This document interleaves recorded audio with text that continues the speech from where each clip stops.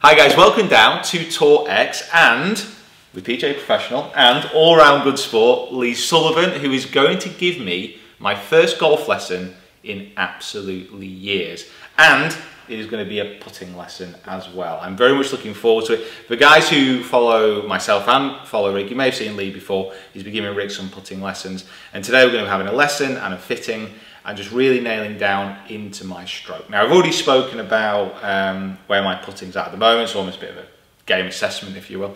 But now we're going to, well, just go through the whole process of what you can expect. Certainly if you want to come down for a session down here at Tour X at the Harold Swash Putting School of Excellence. It's just up there. Harold Swash Putting School of Excellence. And exactly what you can expect in the lesson. I'm really looking forward to it. I've not had a putting lesson, like I said, in absolutely years. So what's the first step after our little chat? Next step is we're going to collect some data of your stroke and have a look at what patterns you're running at the moment. Is that using the Sam putting lab? That's using the Sam Put lab together with the Quintic ball roll and some video analysis too. So we're going to blend them together. Awesome. Right then, let's get going. I'm excited, slightly nervous. Okay.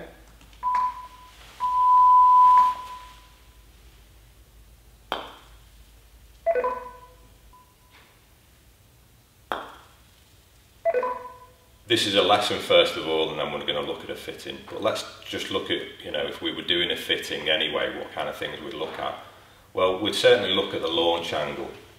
Okay, so the loft on the putter, 2.5 degrees.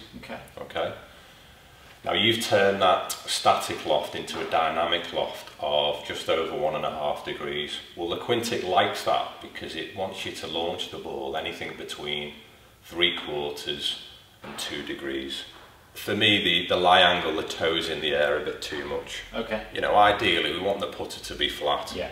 It has to really be up in the air quite a bit for it to affect the angle of the face, depending on the loft as well, face angle tilt. Yeah. Okay.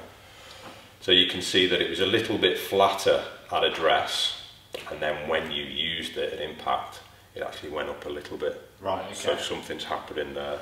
So that gives us some good data. Let's have a look at the summary of those 6. Yeah. So the summary of the launch angle is, on average, I think the launch is pretty good. Okay, cool. Just under 2 degrees, and the kind of deviation between those is minimal. So your range, another word for kind of consistency, is very, very tight with that launch. So it's good. Okay. Very good. It's elite level. So it's very, very consistent, the launch that you're getting off that putter. The thing that's critical, that's all very well, the thing that's critical is face angle at impact. It's at poor consistency. Right, okay, so face angle is... The face angle on average is, well, it's closed on all those puts. Right, okay. Certainly the first 4 is a big closed, then it's good, and then it's good. But, lured me into a false sense of joy with that last one. Yeah. I was getting all excited. Maybe think about the first 6 putts you're having around a golf.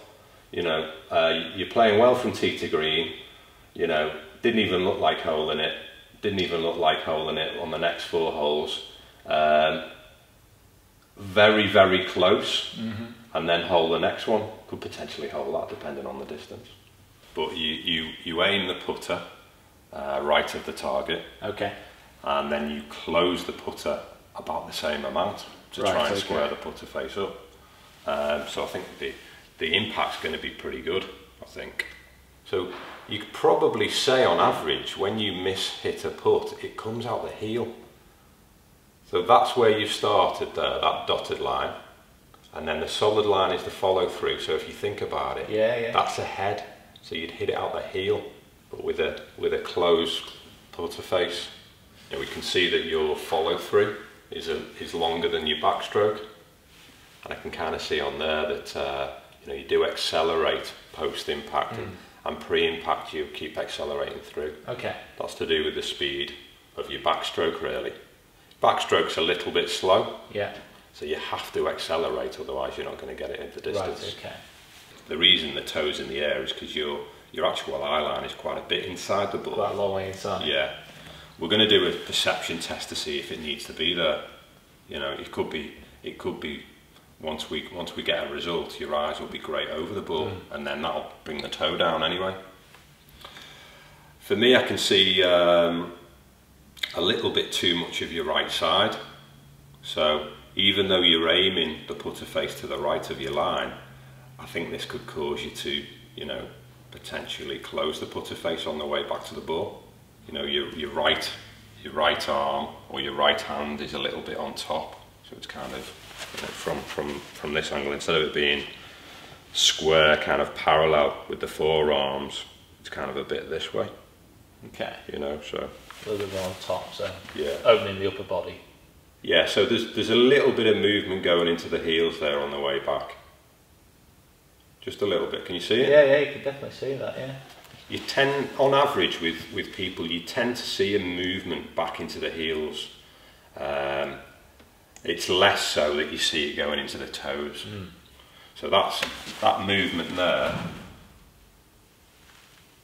takes the putter inside, and then you kind of come away from it a little bit, right, okay. Or a bit into out.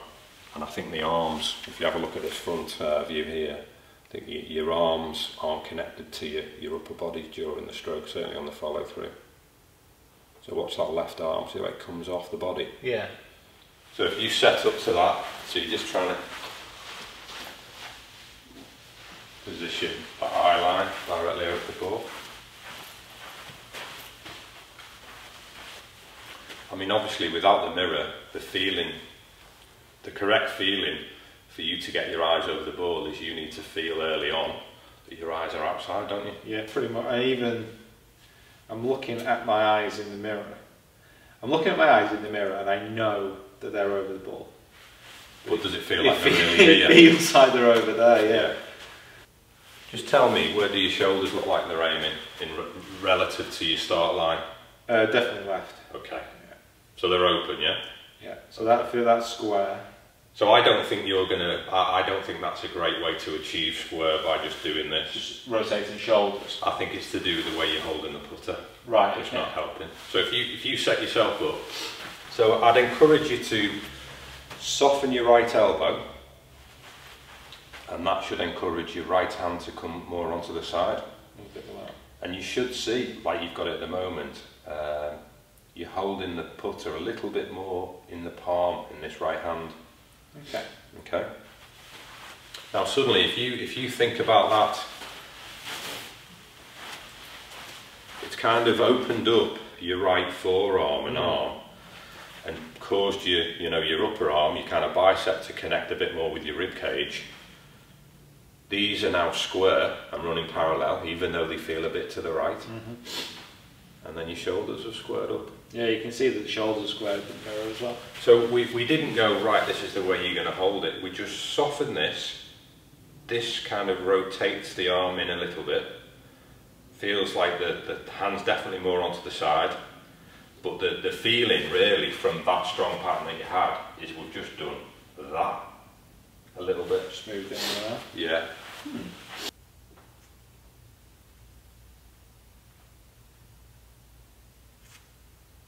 Okay, so once you hit this one, once you aim here, just feel like you're aiming to the two balls to the right of centre. And then just go through your process.